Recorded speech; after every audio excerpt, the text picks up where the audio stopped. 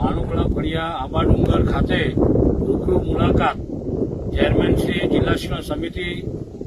અને તમામ તાલુકા પંચાયત જિલ્લા પંચાયતના હોદ્દેદારશ્રીઓ સરપંચ શ્રી આંબા ડુંગર અને તમામ ગામના આગેવાનો સાથે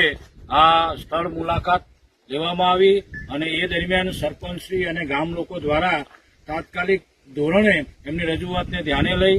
સરકારશ્રીએ આ પાકા મકાનમાં બેસવાની પણ વ્યવસ્થા કરેલી છે અને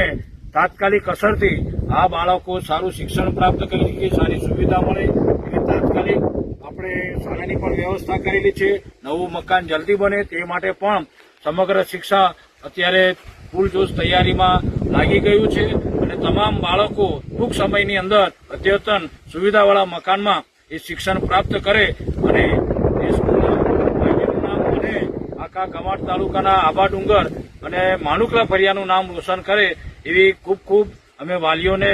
અપેક્ષા રાખી છે અને શુભેચ્છાઓ આપી છે. ખરેખર આ ગામની અંદર સરપંચશ્રી અને ગામ લોકોનો સહકાર અને એમની જે સંમતિ છે એ જાણીને ખૂબ આનંદ થયો અને ખરેખર આ મુલાકાત દ્વારા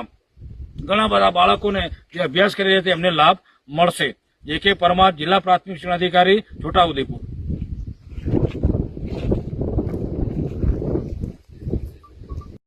આવી જશે ને બધા આજ રોજ અહીં માનુકલા ફળિયો છે, એની અંદર જે આંબા ડુંગર પંચાયતની અંદર આવે છે ત્યાં અત્યારે આપણા જિલ્લા પંચાયતના ચેરમેન સાહેબ શ્રી આશીષભાઈ અને સાથે ડીપીઓ સાહેબ તેમજ આપણે તાલુકા પંચાયત સદસ્ય શ્રી, સરપંચ શ્રી અને બીજા આગેવાનો હાજર રહીને અમારો જે 2018માં જે સ્કૂલ ચાલુ થઈ હતી અને ત્યારથી આજ સુધી અહીં પાકું મકાન બનાવવામાં આવેલ ન હતું, પરંતુ સરકારને રજૂઆત કર્યાથી તાત્કાલિક ધોરણે જે ગાંધીનગરથી રિપોર્ટ કરીને સાથે જે આપણે જિલ્લા કચેરીથી રિપોર્ટ કરીને તમે જોઈ શકો છો તે પ્રમાણે કે અહીં તાત્કાલિક ધોરણે જે છોકરાઓ પાકા મકાનમાં ભણી શકે તે માટે અહીં પોટા કેબિનની વ્યવસ્થા કરવા માટે કહેવામાં આવ્યું છે. સાથે અહીં જે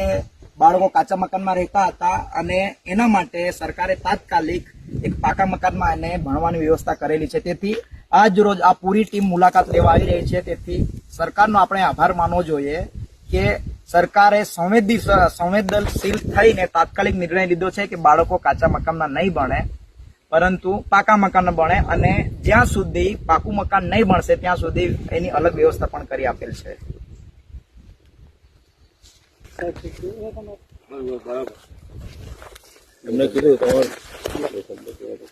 તાલુકામાં આંબા ડુંગરમાં માનુકલા ફળિયાની અમે મુલાકાત લીધી છે, જેની સ્કૂલની પરિસ્થિતિ ખરાબ હતી, જેના કારણે વિદ્યાર્થીઓને ઘણી બધી મુશ્કેલીઓ પડતી હતી. એટલે તાત્કાલિક વહીવટી તંત્રએ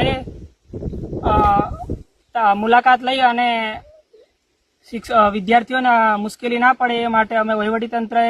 તાત્કાલિક કામ ચાલુ કર્યા છે અને થોડાક જ ક્ષણોમાં આ સ્કૂલનું સારું આયોજન થઈ અને સારી સ્કૂલની સુવિધા થઈ જશે. એટલે સરપંચશ્રીઓ અને ગામના બધા વડીલોનો સારો સહકાર છે એટલે ટૂંક સમયમાં શાળા બની જશે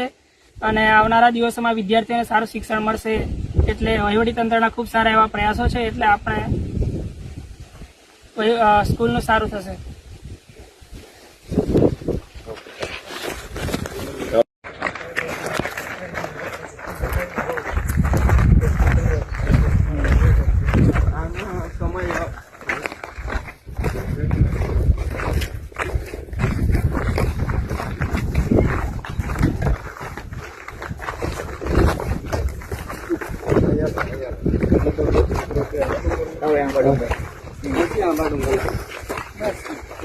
બસ હવે